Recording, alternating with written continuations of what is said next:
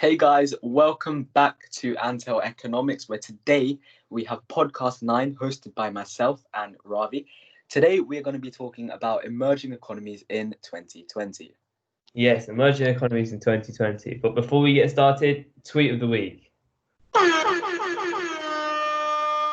So, tweet of the week this week was they may be two separate events, but there would be economic parallels between the two, as a pandemic would definitely have an impact. So, this was in response to a tweet about Brexit and the pandemic and whether there will be any parallels between the two in terms of economic consequences. Make sure you go follow our Twitter at Antel Economics for your views. Yeah, so emerging markets. Recently, obviously, in the news and stuff, we've been seeing how the USA is facing like a sudden surge in cases and how that's affecting their economy. And it kind of led me to think about, we've focused a lot on Western societies, but what about the emerging economies, Ravi? What do you think? Yeah, so obviously, I think the emerging economies are a really important factor, especially for the future. We can't always rely on these high Mm, advanced countries, and so we're going to have to look for alternatives, especially due to the pandemic. We've seen, globalization heavily in China, and obviously there's been supply shocks and things. So maybe it's time to diversify where we have our globalization. yeah, no, I see what you mean. Yeah, I mean, in terms of emerging markets, we have obviously the key markets economies such as China, India, and we're also seeing the BRICS. Brazil, Russia. They're also coming as well, and it's just like kind of the Western society is now also going to be integrated more heavily with the emerging markets in the coming years. Yeah, so I think definitely as you touched on the BRICS, so they're like the five major emerging economies. So you have Brazil, Russia, China, India, South Africa, and so Hmm. they're really quite important. I do think though from those countries, I think a lot of them have definitely moved away from being emerging economies and are very close to being developed. So we have our China now, who is the second Mm, largest exporter. Sorry, it is the largest exporter in the world with the second yeah, largest economy. So yeah. But I think economically wise, that is true. They are up there. But do you think in terms of development, there's also these social factors as well, which need to be kind of weighed in to determine whether a country is truly developed or not? Because in that aspect, China is kind of lagging behind the other countries, don't you think? Yeah, I definitely have to agree with you. So obviously we have like different indicators we can use to measure them. So we have one called the SPI, the Social Progress Yeah. Imperative. And I think we have to use these sort of indicators as long as GDP and income per capita because Hmm. they actually show socio-economic elements.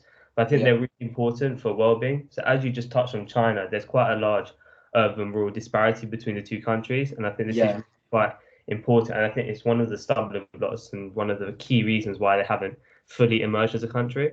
Yeah, no, I completely agree. I think on the topic of China, obviously, it's the biggest example of how globalization has aided development. The integration of different markets has allowed China to exploit their abundance of worker. They have cheap labor, and so that's their comparative advantage, and the ability of trade and globalization has allowed them to exploit these workers to provide themselves with a means of income.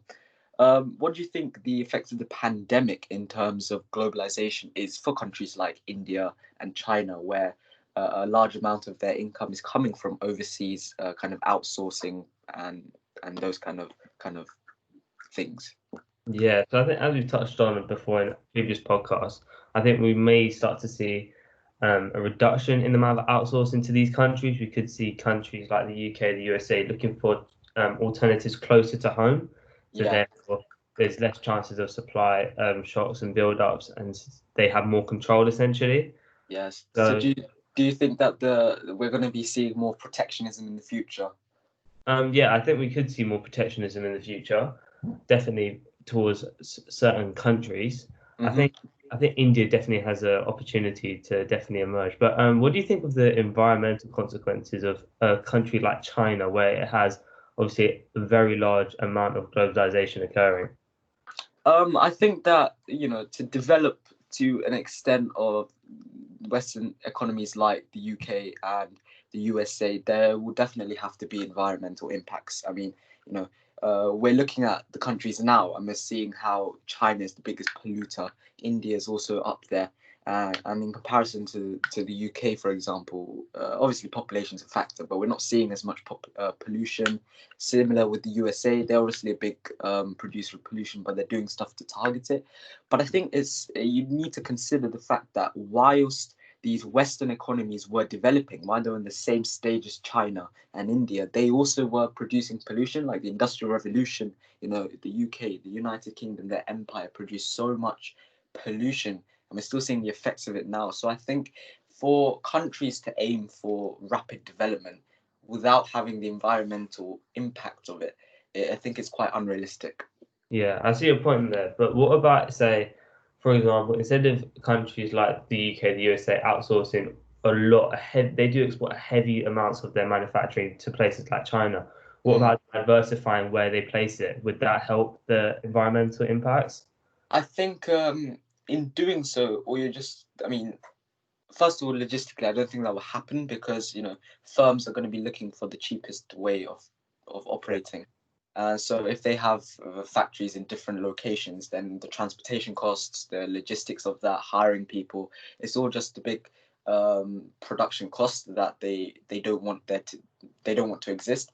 So that's one thing. In terms of environmental effects, I think yes, it will be much higher rather than focusing in one country because you know once again the transportation costs, all of that thing has to be accounted for when diversifying their interests. Yeah, I definitely have to agree with you on that one. So the logistics will be quite a lot harder. So obviously, if firms they have factories, say in Africa, Asia, it's going to be quite Yeah, hard sometimes to coordinate them. And yeah, obviously, epidemics can spread between those. So we might not just have a pandemic like coronavirus. You may have epidemics like Ebola, which will wipe out certain parts of their manufacturing in, say, Africa. So I think yeah, there's the threat of diversifying. yeah. No, I completely agree with you there. In terms of kind of looking at this pandemic as an opportunity for protectionism, do you think the trade agreements are a barrier to that? Because there's loads of policies that countries employ which attract foreign investment, and these firms they wish to operate overseas because because of the tax reliefs that they get in these kind of lower income countries, the lack of regulations, all of these things are kind of like a side effect of globalization that really helps to fund the firms rather than the working class. Do you think that firms post pandemic would want to come back to their domestic economy, or do you think they wish to operate overseas? No, I think they'll still wish to operate overseas because economically and financially it's better for them. They get cheaper labor elsewhere, they get higher profits, and obviously firms are profit driven, so that's all Yeah, they aim for at the end of the day. yeah, So also, I think that regulating markets in some of these countries is highly important. The rights of these workers has to be protected. So mm, they may be emerging markets, but emerging economies, but it doesn't mean that their people should suffer as a consequence and be mm. put to work long, hard hours in poor conditions. They should still receive their basic rights. Yeah. Completely agree with you. In terms of emerging economies, moving into this idea of trade, do you think that free trade is beneficial for these economies, especially when they're taking part in trade with developed societies like the United Kingdom and USA? Do you think that they're at a disadvantage, or do you think free trade is beneficial for both of them? So obviously these emerging markets, what they're quite open to is international trade. They're really open to this because they want to export their goods. They want to make profit. They want to help grow the economy, and that is essentially the only way to do it is to increase the amount of injections into their economy. So I think Mm. free trade can be beneficial to an extent in this way because therefore it enables them to trade freely. Yeah, no, I completely agree with you. Um, Actually, hold that thought. I don't think I completely agree with you there. I think free trade can be an easy way for countries with bad governance and corruption to exploit. And I think this idea of comparative advantage, whilst it does exist, it doesn't really create employment as some people have thought previously. It just shifts employment from one industry to another. So I think that this idea of free trade is good, but I think that it's not as good as people say it is. Yeah, just touching on comparative advantage, I think that is quite important for some of these emerging economies. Mm. So as we see in China, their advantage is that they can produce cheap exports and they can produce vast quantities of these. In Yeah, Germany, you have high quality exports. So I yeah, think comparative advantage is really important. And if emerging economies can get into a niche, it actually helps them develop as a country. yeah. No, that's a very valid point. I do see your argument there. I think it is. It's definitely something that countries need to find. But then, could you argue that there's only a set amount of comparative advantages that exist in the world, and it's unfair for these kind of Western societies to kind of go for the kind of less developed country just because? Or do you think it's perfectly fine for them to go to the country which gives them the best deals? Well, I think obviously every firm and every country will have it in for themselves in a selfish way. So they Yeah. will go to the best country that does what they need them to do. So Mm. obviously a lot of companies I've just mentioned outsource to China because of the cheap labor and therefore they can gain the high profits. Yeah. So Yeah. I think countries will always have their best interests at heart. What do you think? Yeah, no, I think that rather than countries as well, it's more firms, isn't it, that drives the economic growth. So I think if we look at it on a firm's point of view, I don't think anyone can. I don't think it's the firms have an obligation to operate in less income developed countries unless they have the incentive to do so. Yeah. So I think yeah, it is their decision, and that's where I think these kind of less income countries need to kind of develop internally first and solve their issues rather than relying and attracting foreign investment.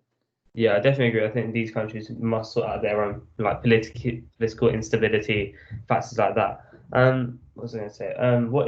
What do you think? Oh, I forgot now. What?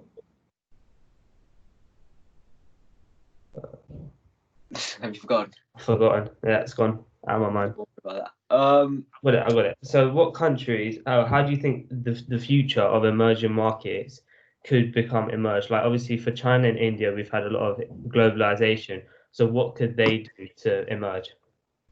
So to fully kind of shift away from this kind of idea that they're emerging into an advanced country, I think they will have to kind of develop domestic industries uh, that aren't reliant so much on foreign kind of investment. Mm, I think that if they develop internally well, not infrastructure, but if they develop domestic industries to a point where other countries want to come and work there and get attracted to operating in India and China, if they do it to an extent that matches USA and the UK, then they're moving towards that advanced country. And going back to the social factors I was talking about earlier as well, it's not just economic. We also have to consider, the social well-being of the individuals that live there. You know, policies like the one child only, those are kind of restricting and very preservative of kind of national uh, and ideologies. And I think if you want to move towards that kind of advanced stage, individuals will have to have the freedom to do what they want. yeah, I definitely agree with you. I think China is definitely on the stumbling block.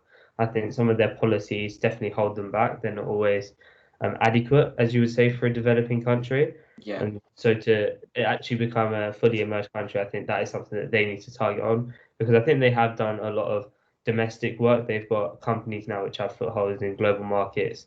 So Mm. just making sure that they get that political stability, I think Yeah. is the last thing for them to become a fully Yeah. immersed country. Yeah. I also think that just before we finish, just like an idea. It's just especially with China, in order to become that advanced country, they need to kind of reduce the kind of government power that exists in the markets, and that should allow these kind of smaller businesses to emerge and really engage with this kind of capital freedom.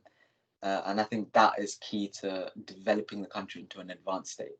Yeah, I must agree with you there. I think small businesses are always the backbone of many countries. They work from not just from the urbanized areas, but out throughout the rural areas as well. So I think they definitely hold a high importance in the economy. So Yep. obviously, if they could reduce their regulations on those sort of businesses, it will only help China thrive as a economy. Yep. So yeah, I think that's it for today. Yeah. Thank you guys for watching. Thank you guys for watching. Make sure you like, subscribe, and comment. Yeah. So see ya. Bye.